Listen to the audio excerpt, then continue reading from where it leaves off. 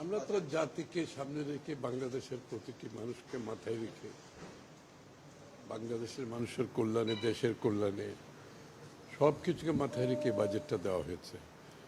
আজকের বাজেটের প্রেক্ষাপটটা একটু ভিন্ন, যে বহুদিন ধরে যে সমস্ত বাজেট হয়েছে কিংবা হয় নাই, আজকে বহুদিন পর একটা নির্বাচিত সরকারের অধীনে একটা বাজেট হতে যাচ্ছে। জাতির প্রত্যাশা আকাঙ্ক্ষা অনেক বেশি, এবং আমরা জাতির সে আকাঙ্ক্ষা, ভাবনা, চিন্তা, দর্শন, আগামী দিনে তাদের প্রত্যাশাকে মাথায় রেখে বাজেটটা করার চেষ্টা করেছি। আমরা হয়তো যতটুকু আমাদের সামর্থ্য ছিল তার মধ্যে বাজেট করতে হয়েছে।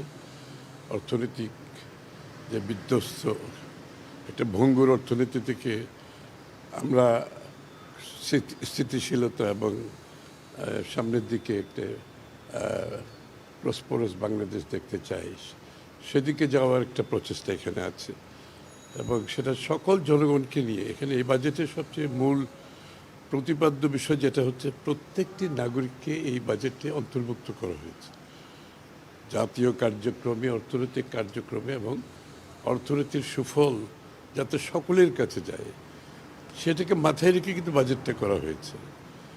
একটা সমাজ কল্যাণ, রাষ্ট্র প্রতিষ্ঠার একটা ভিত্তিপ্রস্তর স্থাপন করার জন্য এই বাজেটটা করা হয়েছে। আমরা চেষ্টা করেছি সীমিত সম্পদের মধ্যে, এবং সবাইকে নিয়ে এটা বাস্তবায়ন করতে হবে। এর বেশি এখানে